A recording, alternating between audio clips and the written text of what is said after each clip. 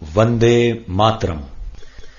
इस दूसरे दिन के स्वास्थ्य व्याख्यान में राजीव भाई आपको निम्न विषयों की जानकारियां देंगे, जैसे फ्रिज, माइक्रोवेव जैसे उपकरणों के उपयोग से हानियां, अच्छे स्वास्थ्य के लिए कैसा आटा खाएं, हाथ से चलने वाली आटा चक्की द्वारा सामान्य प्रसव यानी नॉर्मल डिलीवरी का ज्ञान, तेज व्यायाम करने की हानियां और सुबह के हल्के नाश्ते से बढ़ते रोग। कल मैंने आपसे जो बातें कही थी उनमें से बहुत सारी बातें आपको याद होंगी, शायद आपने लिखी भी होंगी। मुझे कल एक जानकारी दी बाबूजी ने।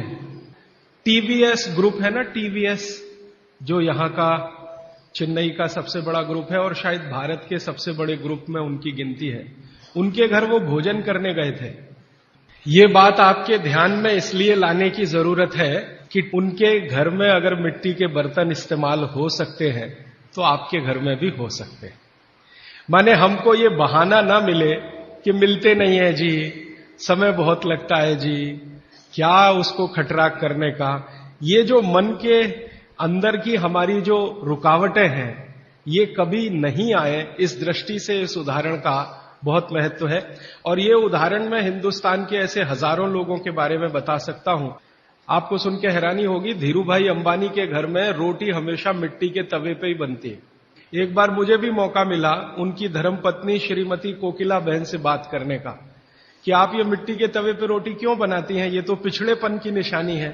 ये ऐसा मैंने जानबूझ के बोला। हम तो ऐसा मानते हैं कि आप 18वीं शताब्दी में जा रहे हैं, मिट्टी के बर्तन की रोटी माने तवे की। तो कोकिला बहन ने कहा कि जो जो कहे मुझे उसकी परवाह नहीं, मुझे ये रोटी पसंद है और हमारे घर के सब लोगों को पसंद है, इसलिए हम मिट्टी के बर्तन में ही रोटी बनाते हैं। पूरे गुजरात में आप जाएंगे, राजस्थान में जाएंगे, अभी भी एक दो नहीं, लाखों नहीं, करोड़ों लोग हैं जो मिट्टी के तवे पे रोटी बना रहे हैं और खा रहे हैं। और मैं विनम्र रूप से आपसे कहना चाहता हूं कि वो आपसे ज्यादा स्वस्थ है और आपसे ज्यादा तंदुरुस्त है। मान लो हिंदुस्तान में 112 करोड़ लोग हैं, 112 करोड़ लोगों में 20 करोड़ परिवार है, 20 करोड़ परिवारों में 20 करोड़ रसोई घर है। अगर 20 करोड़ रसोई घर में मिट्टी का तवा आने लगे तो 20 करोड़ तवा बनने लगेगा और लाखों कुम्हारों को रोजगारी मिल जाएगी। तो इतने बड़े समाज को अगर रोजगार हम दे पाते हैं तो बहुत बड़ी बात है। और मेरी जो मन की बात है वो आपसे मैं शेयर करना चाहता हूं कि मिट्टी से आपका जुड़ाव रहता है। मिट्टी से जुड़े रहना ये सबसे बड़ी बात मानी जाती है। तो कल बहुत ज्यादा बात हुई प्रेशर कुकर के बारे में। आज मैं थोड़ी सी बात करता हूं कल से जुड़ी हुई रेफ्रिजरेटर के बारे में। रेफ्रिजरेटर एक ऐसी वस्तु है जिसमें रखी हुई कोई भी वस्तु को सूर्य का प्रकाश नहीं मिलेगा, पवन का स्पर्श नहीं होगा। आपके रूम का जो टेम्परेचर है, आपके कमरे का जो तापमान है, उससे नीचे का तापमान वो पैदा करेगा। अब ये प्रकृति की मदद से नहीं हो सकता, तो प्रकृति के विरुद्ध जाकर उसको काम करना पड़ेगा। तो उसके लिए कुछ एक्स्ट्रा एफर्ट्स लगेंगे। तो ऐसी गैस रसायन शास्त्र में जो तापमान को कम करने में काम में आती हैं, उन गैसों का इस्तेमाल रेफ्रिजरेटर करेगा, जिनको विज्ञान की भाषा में CFCs कहते हैं, क्लोरोफ्लोरोकार्बन्स, जिसमें क्लोरीन भी है, फ्लोरीन भी है और कार्बन डाइऑक्साइड। अगर आप रसायन शास्त्र की डिक्शनरी निकाल कर देखें, टेक्स्ट की बात नहीं कर रहा हूं, एक डिक्शनरी खरीद लें केमिस्ट्री की और क्लोरीन शब्द देखें तो सामने ही लिखा हुआ है जहर, और फिर फ्लोरीन देखें तो अत्यंत जहर, और कार्बन डाइऑक्साइड तो जहर का बाप। आप जानते हैं कि शरीर का ये जो श्वासोश्वास की क्रिया है, प्राणायाम जिसको आप कहते हैं, इसमें आप हमेशा कार्बन डाइऑक्साइड छोड़ते हैं। तो आप अंदर की कार्बन अंदर ही रख लीजिए, बाहर मत छोड़िए। बहुत प्रेम है आपको इससे, तो आप मर जाएंगे। शाम नहीं लगेगी, रात नहीं लगेगी, मिनट में मर जाएंगे। कार्बन डाइऑक्साइड जैसी ही खराब गैसों में क्लोरीन और फ्लोरीन की गिनती होती है। अब ये तीनों, कार्बन से मिला हुआ, क्लोरीन से मिला हुआ, फ्लोरीन से मिला हुआ 12 गैस एक साथ रेफ्रिजरेटर छोड़ता है। CFC1 गैस का नाम है, CFC1, CFC2, CFC3, ऐसी CFC12 तक। अब इसमें आपने जो कुछ भी रखा है वो सब इन गैसों के प्रभाव में आता है। आप बोलेंगे जी हमने तो भोजन को ढककर रखा है, कितना भी ढक के रखिए, क्योंकि गैसों का असर इतना तीव्र है कि स्टील को तोड़ के निकल जाने वाली गैसें हैं। तो अगर आप इतने सारे जहरीली गैसों से युक्त भोजन को 2 घंटे, 3 घंटे, 5 घंटे उसमें रख के फिर खा रहे हैं, तो माफ कीजिए, आप भोजन नहीं जहर ही खा रहे हैं। तो इसलिए मेरी आपको विनती है कि आपके घर में रेफ्रिजरेटर अगर ले लिया है तो इसका इस्तेमाल कम करिए, सबसे अच्छा है बंद करिए, और मेरी बात माने तो बेच दीजिए। क्योंकि इसके रखे रहने से जो मन में लालच है, लालच पता है क्या है? अगर ये है तो कुछ तो करो इसका, अगर ये है तो कुछ तो करो इसका, अगर ये है तो कुछ तो करो इसका। तो कुछ तो के चक्कर में हम जबरदस्ती ज्यादा खाना बनाते हैं और इसमें रखते जाते हैं। सवेरे का शाम को, शाम का अगले दिन सवेरे, अगले दिन का शाम को, ये चक्कर चलता रहता है। और ये चक्कर में खाने का, पोषकता का नाश होता रहता है। और मैं आपको एक विनम्रता पूर्वक दूसरी जानकारी देना चाहता हूं कि रेफ्रिजरेटर का आविष्कार हुआ तो उसके पीछे कारण क्या था। ठंडे देश हैं, America, Canada, Germany, France, Sweden, Switzerland, Denmark, Norway, इन देशों की आबो हवा आप जानते हैं कि ये ठंडे देश हैं। -40 डिग्री सेंटीग्रेड तापमान होता है और ज्यादा से ज्यादा प्लस में जाएं तो 15 से 20 डिग्री सेंटीग्रेड रहता है। तो 15-20 से -40 तक टेम्परेचर का जो वेरिएशन है, ये बहुत तकलीफ देने वाला वेरिएशन है। फिर मैंने सोचना शुरू किया कि उन लोगों का क्या होता होगा जो इसी बर्फ के तापमान में 6-6 महीने सोते हैं, रहते हैं, लेटते। 8-8 महीने धूप नहीं निकलती कनाडा में, अमेरिका में, यूरोप के देशों। तो कितनी तकलीफें उनके शरीर को होती होंगी और शरीर के साथ उनके भोजन को होती होंगी।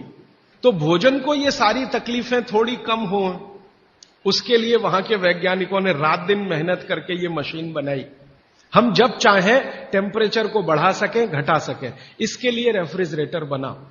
तो ये उनकी मजबूरी में से निकली हुई मशीन है। और उनकी सबसे बड़ी मजबूरी ये है कि एलोपैथी में कई दवाएं ऐसी हैं जो ज्यादा तापमान पे खत्म हो जाती हैं और कम तापमान पे भी खत्म हो जाती है। तो उन दवाओं को रखने के लिए एक टेम्परेचर हमारे कंट्रोल में रहे, इसके लिए फ्रिज बना। वो पानी रखने के लिए नहीं बना है, दाल रखने के लिए नहीं बना, सब्जी रखने के लिए, दवाएं रखने के लिए बना। और आपको एक और जानकारी दूं कि यूरोप में ये जब आविष्कार किया सबसे पहले, तो मिलिट्री के लिए इसका उपयोग हुआ था। जब जरूरत हो दवाएं उनको समय पर उसी टेम्परेचर की मिलनी चाहिए, इसके लिए ये फ्रिज आया, ये हमारे लिए नहीं बना। और यूरोप में एक दूसरी समस्या है, आप जानते हैं कि जहां 6 से 8 महीने बर्फ पड़ेगी, वहां हर चीज जरूरत की समय पर नहीं मिलेगी। तो जो कुछ नहीं मिलेगा उस समय कुछ चीजों को स्टोर करके रखने के लिए रेफ्रिजरेटर है। अब गलती तो ये हो गई हम लोगों से कि हमने बिना सोचे समझे विचार किए उनकी नकल के साथ ये ले आया अपने घर में। जो क्लोरोफ्लोरोकार्बन्स को रोज पढ़ते हैं और पढ़ाते हैं, उनके ही घर में फ्रिज। क्या करें, पत्नी नहीं मानती, बच्चे नहीं मानते, अपने बच्चों को नहीं समझा सके, दूसरों को कैसे समझाएंगे। प्रकृति और विज्ञान के विरुद्ध अगर कोई चीज सबसे खराब हमारे घर में है तो प्रेशर कुकर के बाद यही है, रेफ्रिजरेटर। तो आप बोलेंगे फिर क्या करें? एक नियम बना लीजिए अपने जीवन में, जो हमारे दादा दादी, नाना नानी के समय का बनाया हुआ है, और शायद बाघभट्ट ने भी, ये दूसरा नियम, दूसरा सूत्र है। बाघभट्ट जी कहते हैं कि कोई भी खाना जो बना, बनने के 48 मिनट के अंतर इसका उपभोग हो जाना चाहिए। रोटी बन गई, अब 48 मिनट के अंदर खा लीजिए। अगर आपने 6 घंटे के बाद किया बनने के बाद, तो पोषकता कम हो जाएगी, 10 घंटे के बाद और कम हो जाएगी, 12 घंटे के बाद बिल्कुल ना के बराबर, और 24 घंटे के बाद तो खत्म, बासी हो गया। बासी शब्द है ना, ये बाघभट्ट जी का है। 3500 साल पहले ये शब्द था, बासी हो गया जी। और वो कहते हैं ये बासी भोजन तो जानवरों के खिलाने के लिए भी नहीं है, आप कैसे खा रहे हैं? बाघभट्ट जी ने एक बहुत अच्छे मजे की बात लिखी है। उन्होंने कहा भारत देश में 365 दिन का जो चक्र है एक वर्ष का, इसमें एक ही दिन ऐसा है जिस दिन आप ये खा सकते हैं, 364 दिन नहीं खा सकते। तो मैंने वो जब ध्यान दिया तो पता चला कि वो दिन हमारे देश में एक त्योहार आता है, उसको मेरी मां कहती है बासोड़ा, आप पता नहीं क्या कहते हैं। और ये जो त्योहार है, इस जो दिन पड़ता है, ये कार्तिक अगहन पूस माह के हिसाब से इसका जो दिन पड़ता है, बागवट जी का दिन भी वही पड़ता है। तब मेरे समझ में आया कि इस देश के त्योहारों के पीछे वैज्ञानिकता है। त्योहार ऐसे ही नहीं तय हो गए, इस दिन होली होगी, इस दिन दिवाली होगी, इस दिन ये होगा, इस दिन, इनके पीछे कुछ कैलकुलेशन है। भागवत जी का कैलकुलेशन है कि शरीर में 3 दोष हैं, वो आप सब जानते हैं, वात पित्त और कफ। इन पे आगे मैं विस्तार से बात करूंगा, यहां रेफरेंस के लिए कह रहा हूं। तो वात पित्त कफ 3 दोष हैं, ये समान स्थिति में रहे तो आदमी हमेशा निरोगी रहता है। इनकी स्थिति ऊपर नीचे हो, वात बढ़ गया, पित्त और कफ कम हो गया, पित्त बढ़ गया, वात और कफ कम हो गया, ऊपर नीचे हो, तभी रोगी होते हैं आप, तभी रोग पैदा होते हैं। तो एक दिन ऐसा आता है, 365 में से एक दिन ऐसा आता है जिस दिन ये वात पित्त कफ की स्थिति बिल्कुल ऐसी होती है जो विचित्र लगती है, माने होनी नहीं चाहिए ऐसी स्थिति हो जाती है। तो भागवत जी कहते हैं कि उस स्थिति को काबू में लाने के लिए बासी खाना ही चाहिए, जिसकी पोषकता पूरी चली गई हो, क्योंकि जिस दिन ऐसी स्थिति आती है उस दिन शरीर को प्रोटीन नहीं चाहिए। तो प्रोटीन सब खत्म होगा तब जब खाना बहुत पुराना हो जाए। तब मेरे समझ में आया कैसी वैज्ञानिकता है। तो आप साल में एक ही दिन बासी भोजन कर सकते हैं। अब आप देखो कि एक दिन के लिए फ्रिज लगेगा साल में, तो 364 दिन की बिजली क्यों खर्च करना उसके लिए, और 364 दिन का इतना स्थान क्यों घेर के रखना। चेन्नई में बहुत महंगा है स्थान, 1 स्क्वायर फुट का क्या भाव है, 3000। तो फ्रिज अगर रखा है मान लो 5-7 स्क्वायर फीट में, तो 3000 में 5 का गुणा कर लो, 15,000 रुपए रोज का खर्चा एक तो दे दिया फ्रिज खरीदने में, और ये जिंदगी भर इतना स्थान घेर कर खड़ा है जो इस्तेमाल नहीं हो रहा है, तो कितना घाटे का सौदा है। मेरी विनती है कि जिन्होंने फ्रिज नहीं खरीदा है वो ना खरीदें। और आप जानते हैं कि आजकल पर्यावरण के प्रदूषण की बहुत चर्चा हो रही है। सर्दी कम होने में और गर्मी बढ़ाने में जिन गैसों का सबसे बड़ा योगदान है वो यही गैसें हैं, CFC1, CFC2, CFC3, CFC12 तक। तो सारे दुनिया के देश परेशान हैं। अमेरिका, जर्मनी, भारत जैसे 156 देशों के राष्ट्रपति प्रधानमंत्री 7 दिन झक मार रहे थे यही बात के लिए कि भाई CFC का प्रोडक्शन कम कैसे किया जाए। तो इसमें थोड़ा आप भी सहकार कर दीजिए। और एक तीसरी बात जो मैंने कल आपसे शुरू की थी, माइक्रोवेव ओवन। माइक्रोवेव ओवन भी कुछ इसी तरह का किस्सा है। इसमें भी टेम्परेचर को आप कंट्रोल करते हैं, और माइक्रोवेव ओवन में कोई भी चीज आप जब रखते हैं ना गर्म करने के लिए, तो वो चीज का एक हिस्सा गर्म होता है, पूरा नहीं होता। गर्म होने के लिए हमारी जो कल्पना है वो चारों तरफ से एक साथ एक जैसा टेम्परेचर आए, वो पानी ही कर सकता और कोई चीज नहीं है दुनिया। पानी गर्म करके उसमें कोई चीज डालें तो सही गर्म होती है, और माइक्रोवेव ओवन में पानी का कोई काम नहीं। और ये माइक्रोवेव ओवन भी यूरोप और अमेरिका के लिए है, क्योंकि वहां बहुत ठंडी है, आपके लिए नहीं है, क्योंकि यहां तो बहुत गर्मी है। तो अब हमारे घर में क्या हुआ है वो मैं विनम्रता पूर्वक आपसे कहता हूं, आपने कुछ चीजों को स्टेटस सिंबल बना रखा है, वो बदल दीजिए।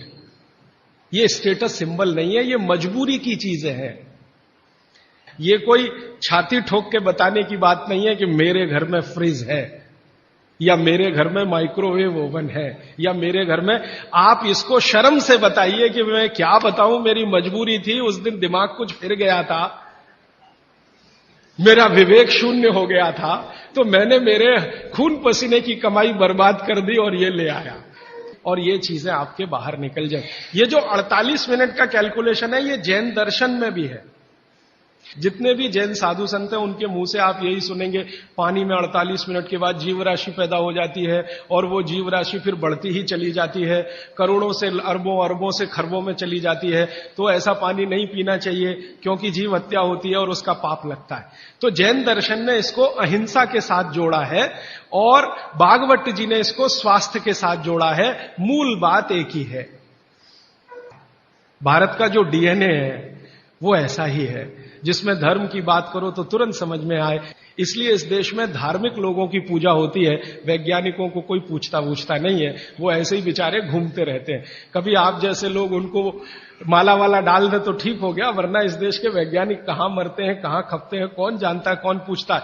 लेकिन साधु, सन्यासी, महात्मा इतने पूजे जाते हैं इस देश में, जिनके पीछे आप कुछ नहीं जानते, उनका इतिहास, उनका भूगोल, तो भी आप उनके चरणों में लौटते रहते हैं, क्योंकि डीएनए ऐसा है इस देश में। कभी मौका मिला तो इस पे बात करूंगा कि गर्म देशों का डीएनए और ठंडे देशों का डीएनए बिल्कुल अलग होता है। ये जो यूरोप और अमेरिका में रहने वाले लोग हैं ना, इनका जो डीएनए है और हमारा जो हम भारत, पाकिस्तान, बांग्लादेश में रहने, इनका बिल्कुल डिफरेंट है। जो दुनिया के गर्म देश हैं, सारे धर्म यहीं से निकले।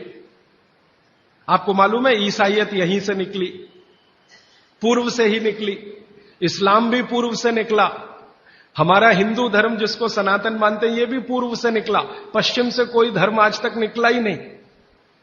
तो ये धर्म से जुड़ा हुआ विज्ञान की बात है। इसको विज्ञान से पहले समझकर धर्म में आप पालन करेंगे तो आपका विश्वास इस पर पक्का होगा। इसलिए ये 48 मिनट याद रखिए। इसलिए शायद पुरानी परंपरा हमारे देश में है, गरम खाना खाओ, माने वो 48 मिनट के पहले हो जाए। गरम गरम रोटी बना के खिलाओ या गरम गरम रोटी खाओ। दुनिया की आबादी 600 करोड़ है। 600 करोड़ आबादी में 300 करोड़ महिलाएं, 300 करोड़ पुरुष अगर मान लें तो 300 करोड़ महिलाओं में लगभग 250 करोड़ महिलाएं नहीं जानती कि गरम रोटी कैसे बनती है। क्यों? कोई यूनिवर्सिटी नहीं है वहां जो सिखाए इसको, कोई कॉलेज नहीं है जो सिखाए इसको, क्योंकि मां को नहीं आता तो बेटी को क्या सिखाए। थोड़े दिन पहले हमारे पास एक दंपत्ति आए फिनलैंड से, एक पति और एक पत्नी दोनों आए। उन्होंने कहा मुझे भारत का गांव देखना है, तो हमने एक गांव में भेज दिया। संयोग से जिस गांव में गए वहां शादी थी, तो हमने कहा उसमें भी आप शामिल हो जाइए, तो भारत क्या है आपको ज्यादा अच्छे से समझ में आएगा। तो गांव में तो आप जानते हैं ना, नौकर नहीं बनाते, सब गांव इकट्ठा होकर बनाता है। जिसके घर में शादी है उसके घर में दूसरे घर के लोग आ जाते हैं, दूसरे घर का चूल्हा बंद हो जाता है, सब एक ही घर में खाते हैं। तो सब महिलाएं बना रही थी, तो उस फिनिश दंपत्ति ने पूछा ये सब कितना पैसा लेंगी। तो उनको कहा ये पैसा वैसा नहीं लेने वाले। तो ये कैसे हो सकता है? तो हमने कहा ये है क्योंकि भारत कोऑपरेशन पे चलता है, कंपटीशन से नहीं चलता ये देश। हमारे समाज में कोऑपरेशन है, कंपटीशन नहीं है। तो फिर वो फिनिश दंपत्ति में जो महिला थी वो सबसे ज्यादा इस बात को परेशान थी लेकर कि ये रोटी एकदम गोल बन रही है, 100% गोल। उसकी जिंदगी में ये कल्पना नहीं है कि 100% गोल चीज कोई हाथ से बन सकती है। वो कहती है उसने कभी सोचा था भारत के बारे में कि मशीन से बनाते होंगे रोटी, तो उसका जितना कैमरे में रील थी उसने सब उसी पे खर्च कर दी, गोल रोटी बना के देखने में। उसको मैंने ये उदाहरण इसलिए दिया कि उनके लिए ये अजूबा है। और मैंने जब वो जा रहे थे तो पूछा आपको भारत में कौन सी चीज सबसे अच्छी, तो उनका ये जो रोटी है गोल, ये सबसे महत्वपूर्ण वस्तु है जिसकी वैल्यू हमारे लिए सबसे ज्यादा है, क्योंकि हम जानते नहीं ये कैसे बनती है। इसका मतलब है दुनिया के दूसरे देशों को नसीब नहीं है। तो आप समझ लीजिए कि आपके पास कितनी वैल्यूएबल चीज है गरम रोटी, और उसको आप छोड़कर ठंडी करके खाएं तो ये आपका दुर्भाग्य है, सौभाग्य नहीं है।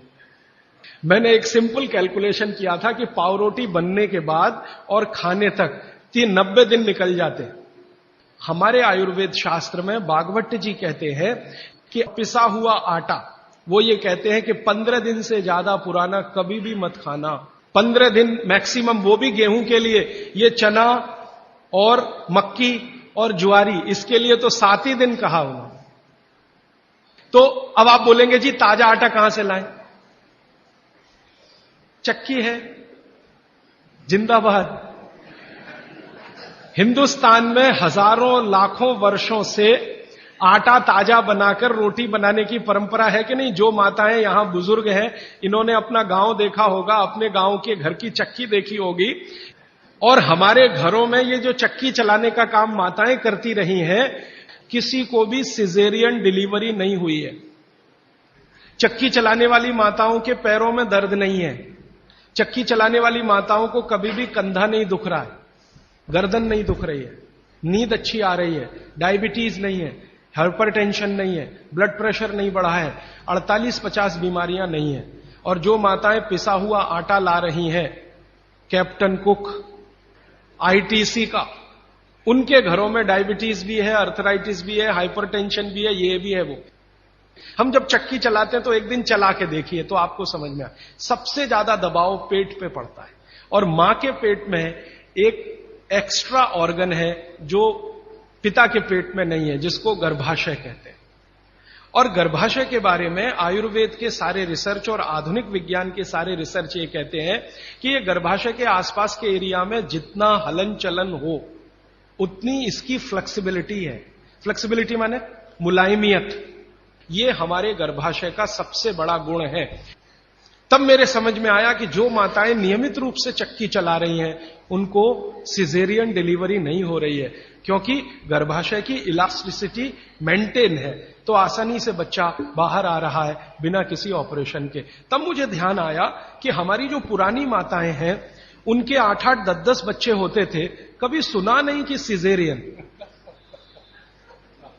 वो दाई आती थी गांव की, जो एमबीबीएस नहीं है, एमडी नहीं है, एमएस नहीं है, और बच्चे करा के चली जाती थी, ऐसे ही जैसे दाल पका के कोई चला गया या चावल पका के कोई चला गया। हां, ऐसे होता है। और आयुर्वेद तो यहां तक कहता है कि मां का गर्भ 7वें महीने तक चक्की चलाने की अनुमति देता है। मां को 7वें महीने तक चक्की चलवाई जा सकती है, 8वें महीने में नहीं, फिर उसको बंद कर देना अच्छा है। और उतने 7 महीने की चक्की आपके लिए पर्याप्त है कि वो बच्चा बिना सीजर के हो। और जो बच्चे बिना सीजर के हैं उनके जीवन को आप देख लें, और जो सिजेरियन है उनके जीवन को देख लें, जमीन आसमान का अंतर है। सीजर बच्चे ज्यादा बीमार हैं, समय समय पे बीमारियां हैं। जो बिना सीजर हैं वो सब स्वस्थ हैं, दुरुस्त हैं, तंदुरुस्त हैं। ब्रेन का डेवलपमेंट भी उनका अच्छा है, लॉजिक को डेवलप करने की कैपेसिटी, कल्पनाशीलता उनमें दूसरे बच्चों से ज्यादा है। तो अब आप इसको अपने जीवन में कैसे उतारेंगे इस सूत्र को? अगर संभव हो तो एक एक चक्की ले लीजिए, संभव हो तो। इससे कई फायदे हैं। आपको सबसे बड़ा फायदा तो यह है कि अगर आपको एक्स्ट्रा वेट है और आप उसको लूज करना चाहते हैं, 15 मिनट सुबह अगर आपने चलाया, 3 महीने बाद आप देखना 12 से 13 किलो वजन कम होगा आपका, सिर्फ 15 मिनट की चक्की। रामदेव जी चक्की चलवाते हैं कि नहीं? आप चलाते हैं कि नहीं? लेकिन वो चक्की चलाते हैं जिसमें कुछ होता ही नहीं है, ऐसे ऐसे चलवाते हैं कि नहीं? तो असलियत में ही चला लो, कुछ तो आटा तो मिलेगा।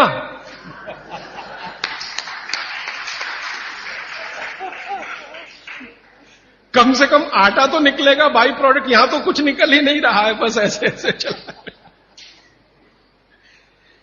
अब आप बोलेंगे जी चक्की कहां मिलेगी? चक्की अभी भी मिल रही है, यहीं चेन्नई में मिलेगी। पत्थर बनाने वाले बहुत लोग इस देश में हैं जो अभी भी ये काम कर रहे हैं, लेकिन वो रो रहे हैं कि राजीव भाई ये कोई खरीदता नहीं, हम क्या करें, हमारा सिलबट्टा भी कोई खरीदता नहीं, चक्की भी कोई।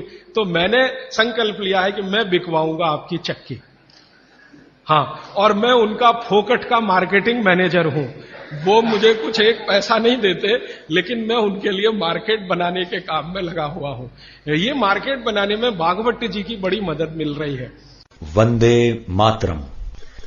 राजीव भाई के अनुज भाई प्रदीप दीक्षित द्वारा संचालित एवं सेवाग्राम वर्धा स्थित राजीव दीक्षित मेमोरियल स्वदेशी उत्थान संस्था के माध्यम से स्वदेशी चिकित्सा के व्याख्यानों की सीडी उपलब्ध कराई जाती है, जिसे आप केवल 10 रुपए के लागत मूल्य पर प्राप्त कर सकते हैं।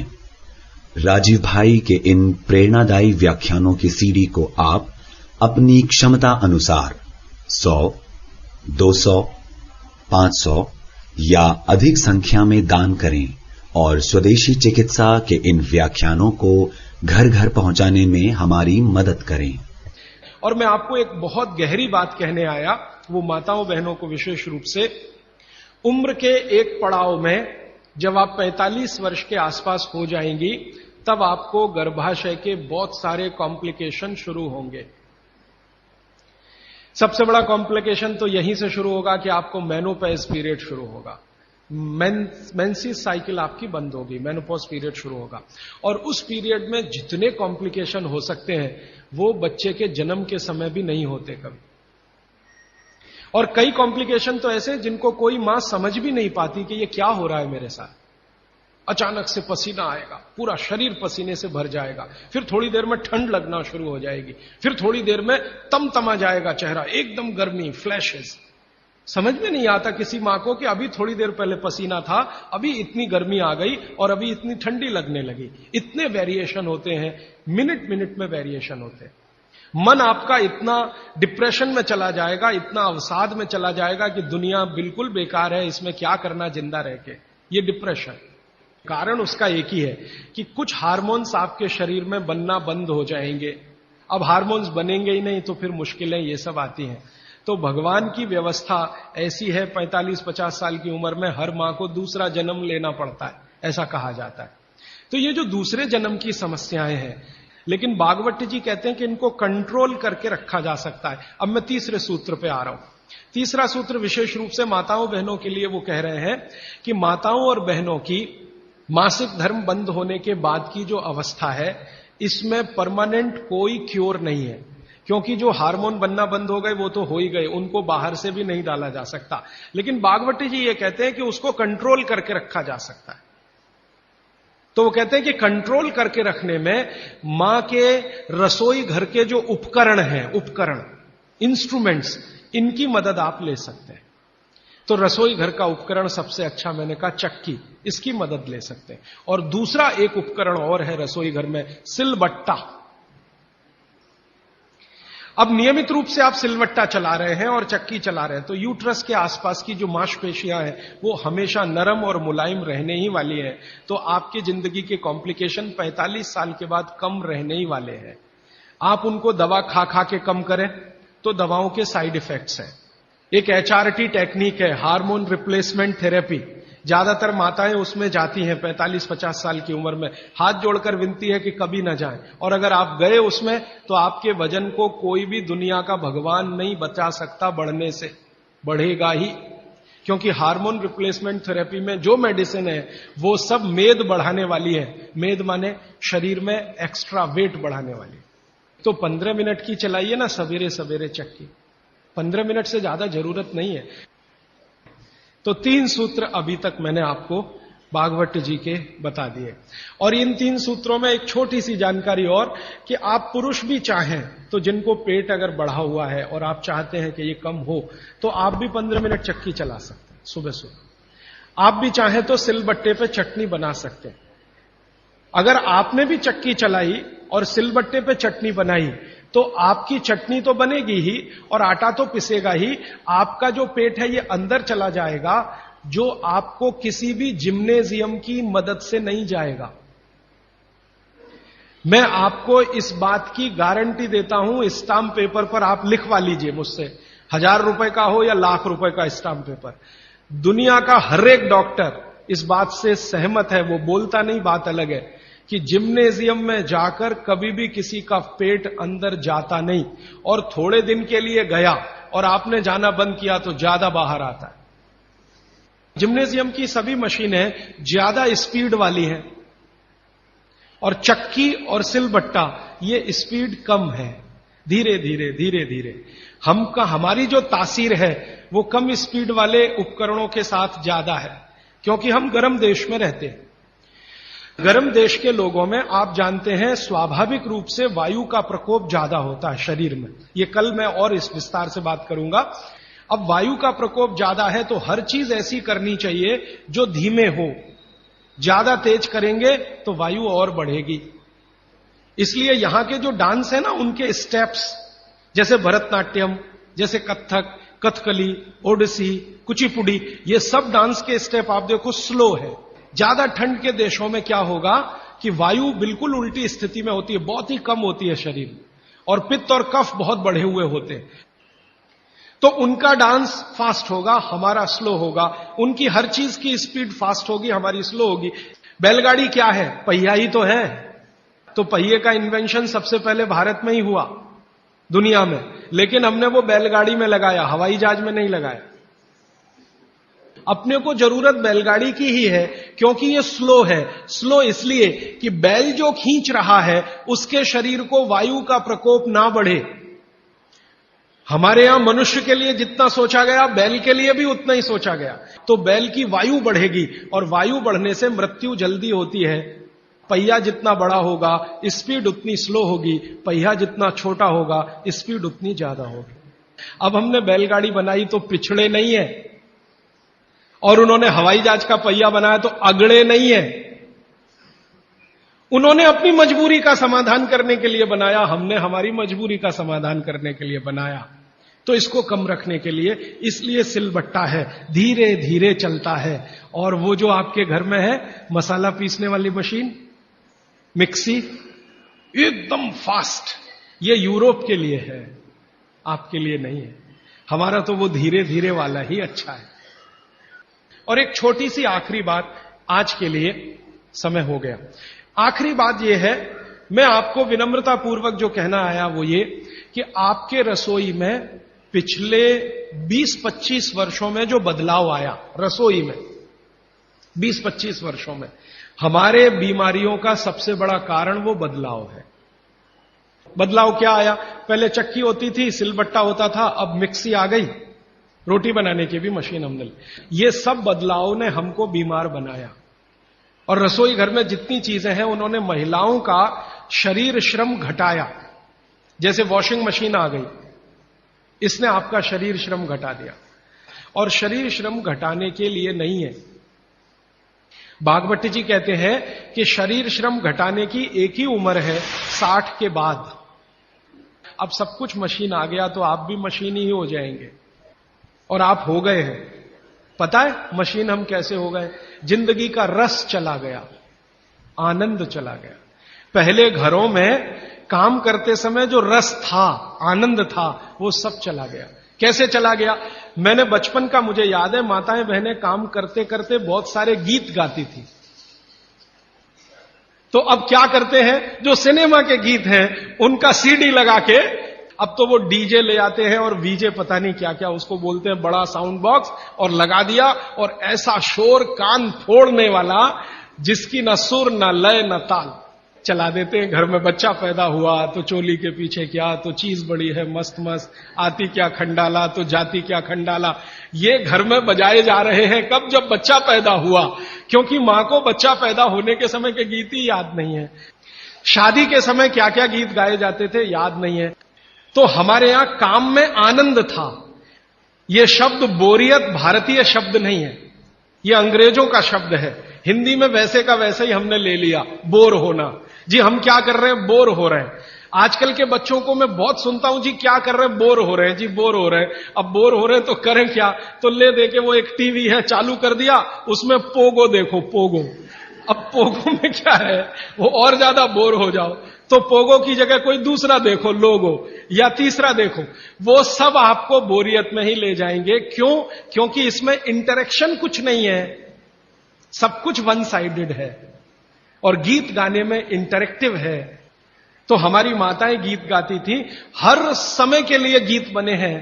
पापड़ बना रही हैं, बड़ी बना रही हैं, उस समय के गीत अलग हैं। मसाला पीस रही हैं, उस समय के गीत अलग हैं। शादी के लिए मसाला पीस रहा है, उस समय के गीत अलग हैं। शादी के लिए पापड़ और बड़ी बन रही हैं, उस समय के गीत अलग हैं। ये गीत इकट्ठे आजकल मैं कर रहा हूं, हजारों की संख्या है गीतों की, लेकिन इनको लिपिबद्ध हम नहीं कर पाए, किताबें नहीं छपी, इनकी नोटबुक्स नहीं बनी, तो धीरे धीरे खत्म हो रहे हैं या तिरोहित हो रहे हैं। इन गीतों में जो सुर है, जो लय है, जो ताल है, वो हर मां के लिए आसान है। ये है। और आखिरी सूत्र, माने आज के हिसाब से आखिरी सूत्र, कि आप अपने जीवन में तासीर का ध्यान रखिए, आबो हवा का ध्यान रखिए, वातावरण का ध्यान रखिए जहां आप रह रहे हैं। माने भौगोलिक परिस्थिति, एक शब्द में मैं अगर कहूं तो ज्योग्राफिकल कंडीशंस। तो आपकी जो आबो हवा है इसका ध्यान रखिए। इसका ध्यान कैसे रखना? मैंने आपसे उदाहरण के लिए में कहा था कि भारत गर्म देश है और कनाडा ठंडा देश है। गर्म देश के लोगों में हमेशा वात की प्रबलता रहती है, शरीर का दोष है। अब उसको क्या करेंगे? वात की प्रबलता रहे ही, पित्त और कफ आपका हमेशा कम रहेगा। इसलिए भारत के लोगों को वात के रोग सबसे ज्यादा हैं। भागवत जी कहते हैं कि भारत के लोगों को लगभग 70 से 75% रोग वात के हैं, 12 से 13% रोग पित्त के हैं और 10% रोग कफ के हैं।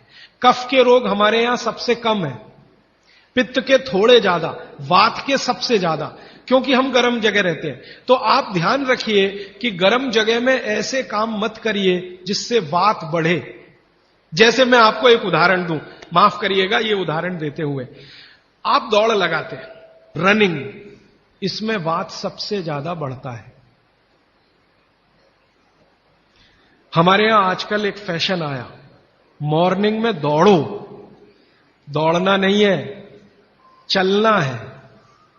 चलने और दौड़ने में अंतर आप समझते हैं। दौड़ने में ऊर्जा बहुत शरीर की, गर्मी बहुत शरीर की बढ़ेगी और वात को बढ़ाएगी। वात बढ़ेगा तो ये घुटने बहुत जल्दी आपके थकेंगे। आप देख लो, जितने हिंदुस्तान के रनर है ना, रनर 100 मीटर दौड़ने वाले, 200 मीटर, 35 साल के बाद किसी के घुटने काम नहीं करते, सब बैठ गए। मिल्खा सिंह को मैं मिला हूं, वो कहते हैं यार उस समय जो मैं दौड़ गया ना, अब पता चल रहा है कि उसका क्या असर। परमानेंट डैमेज हो गए हैं दोनों नी जॉइंट्स मिल्खा सिंह के। तो भारत दौड़ने वाला देश नहीं है। कोई सवाल पूछना चाहें तो जी पूछिए, हाथ उठाइए। आप मेहरबानी करके इन 5 सूत्रों को क्रम से एक बार फिर से बताइए। हाँ, कॉपी है तो लिख लीजिए, डायरी है तो लिख लीजिए। और मैंने आपसे कल भी कहा था, आज फिर कह रहा हूं कि नहीं लिख पाए तो भी चिंता मत करिए। ये सब सूत्रों की पुस्तकें, हमने कई पुस्तकें ट्रांसपोर्ट से भेजी थी, वो आ गई हैं, यहां पीछे हैं भरपूर मात्रा में। ये सब सूत्र उनमें विस्तार से है, मैं तो शॉर्ट में बता रहा हूं, आप वो भी ले जा सकते हैं। बाहर आज स्टॉल पर भरपूर पुस्तकें। राजीव जी, आपके प्रथम सूत्र के अनुसार सोलार कुकर कितना उपयोगी है? हाँ, बहुत अच्छा सवाल है, मैं इंतजार कर रहा था कोई पूछे। देखिए, मेरे प्रथम सूत्र के अनुसार सोलर कुकर सबसे ज्यादा उपयोगी है। अब सोलर कुकर एक ऐसी अद्भुत चीज बनी है या बनाई गई है जिसमें सूर्य का प्रकाश सबसे ज्यादा, तो सोलर कुकर का खाना बहुत अच्छा। लेकिन कौन सा सोलर कुकर? देखिए, एक सोलर कुकर ऐसा आता है जिसमें डब्बे को बंद करके खाना बनाने के लिए रखते हैं ना, वो सब एल्यूमिनियम के डब्बे हैं। एल्यूमिनियम के वेसल जब तक है तब तक ये सोलर कुकर का खाना जहर है। लेकिन सिद्धांत रूप में सोलर कुकर भारत के हिसाब से सबसे अच्छी टेक्नोलॉजी है। तो आप बोलेंगे फिर कोई वेसल बदल के उसमें रखिए। तो जैसे ही सोलर कुकर में वेसल आ जाए, पीतल के, कांसे के, आप उनका जरूर इस्तेमाल करिए। वो विज्ञान के हिसाब से, भागवत के हिसाब से सबसे उत्तम है। मेरी एक विनती है, आप मुझे सर मत कहिए, या तो भाई कहिए, राजीव भाई कहिए, कुछ भी कहिए, सर मत कहिए। आदरणीय राजीव भाई, आपके दूसरे सूत्र के हिसाब से 48 मिनट में खाना खा लेना चाहिए, पर जो बच्चे स्कूल सुबह चले जाते हैं और शाम को घर आते हैं, उनका हम क्या बहुत करें? अच्छा, उसके लिए मैं एक विकल्प बताता हूं। जो बच्चे आपके सुबह सुबह स्कूल चले जाते हैं, कि बच्चों को खाना खिला के स्कूल भेजिए। आप बोलेंगे जी खाते नहीं है, मैं आपको इसका तरीका बता देता हूं कैसे खाएंगे वो खाना। हमारे शरीर की अपनी एक साइकिल है, और वो साइकिल ये है कि कोई भी खाना खाएं तो उसके 8 घंटे के बाद ही भूख लगेगी आपको। तो एक रात पहले का खाना उनको उस समय खिला दीजिए कि सुबह तक 8 घंटे पूरे हो जाए। माने अगले दिन शाम को ही खाना खिला दीजिए, रात को मत खिलाइए। शाम को 6 बजे तक अगर आपने खाना खिला दिया, 6 बजे तक, तो 8-9 बजे तक सोने की नींद उनको आई जाएगी। क्योंकि 1.5 घंटे के बाद जैसे ही खाना पच के रस में बदलता है, बॉडी का ब्लड प्रेशर अपने आप बढ़ना शुरू कर देता है, और ब्लड प्रेशर बढ़े तो नींद आनी ही है, रुक नहीं पाएंगे आप। तो शाम का खाना 6 बजे उनको खिला दीजिए, 8 बजे तक नींद आ जाएगी, और 6 बजे से 8 घंटा गिनेंगे तो सवेरे 4-5 बजे तक वो पूरा हो जाएगा। तो 4-5 बजे के आसपास जब वो सोकर उठेंगे तो इतनी तेज भूख लगी होगी कि आप रोटी दाल चावल खिला दो, वो खा के चले जाएंगे।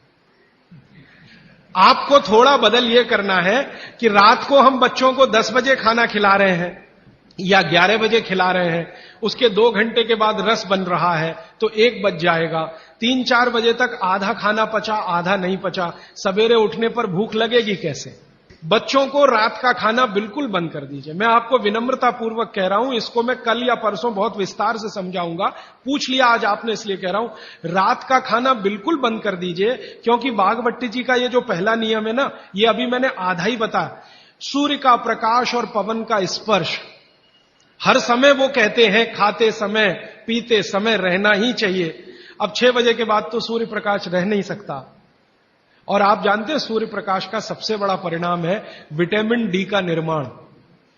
सूर्य प्रकाश में ही विटामिन डी बनता है, तो जब तक ये सूर्य प्रकाश है तब तक खाना खाएं तो विटामिन डी मिले, और बच्चों को विटामिन डी सबसे ज्यादा चाहिए। इसलिए बच्चों को तो रात का खाना बिल्कुल बंद करिए, शाम 6 बजे खिला दीजिए। सुबह 7 बजे जब स्कूल जाएंगे, खूब भूख लगी होगी, उस समय 7 बजे पराठा बना के भी खिलाइए, आलू का भी पराठा खिलाइए, गोभी का भी खिलाइए, कोई फर्क नहीं पड़ता।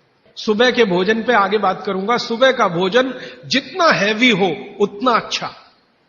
गोभी का पराठा, आलू का पराठा, जितना पराठा, पूड़ी, जो पकवान सब सुबह, सब सुबह।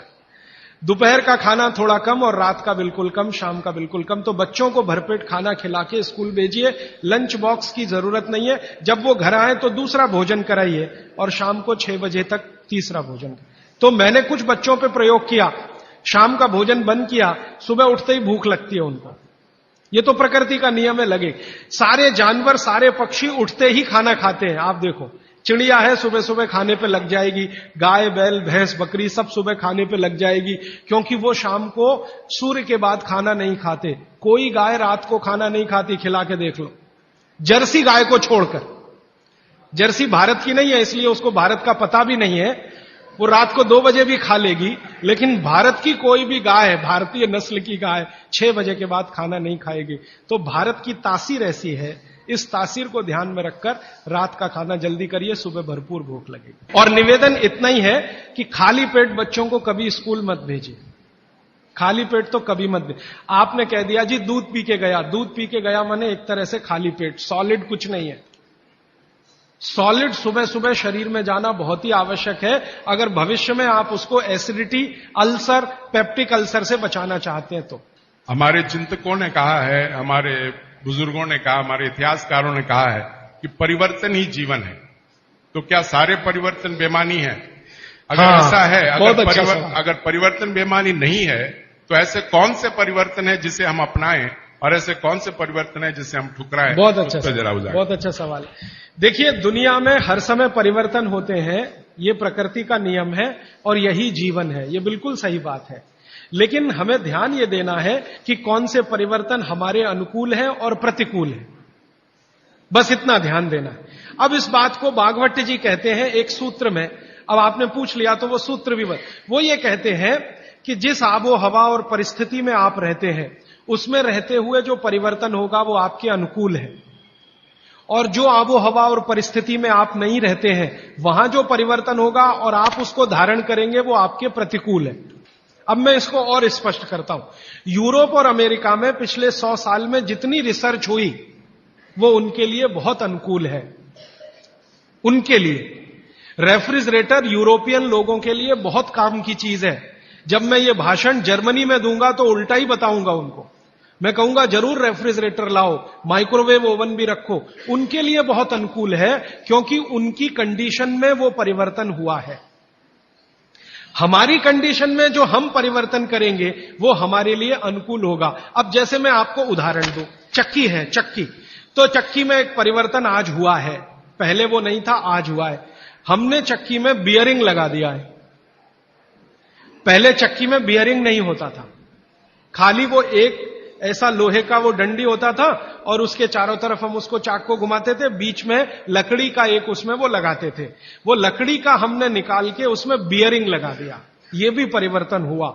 ये हमारे अनुकूल बैठता है, क्योंकि बियरिंग लगने के बाद उसका जो फ्रिक्शन है वो कम हुआ, और फ्रिक्शन कम हुआ तो हम कम श्रम में ज्यादा उत्पादन ले सकते हैं। श्रम तो हो ही रहा है, लेकिन जितने श्रम में हम पहले 1 किलो आटा लेते थे, उतने ही श्रम में अब 3 किलो आटा मिल रहा है। यह भी परिवर्तन है, लेकिन ये हमारे अनुकूल है। इसी तरह से और एक उदाहरण दो, हमारे कुछ कार्यकर्ता हैं पूना में, उन्होंने बैलगाड़ी के पहिए में भी बियरिंग लगा दिया।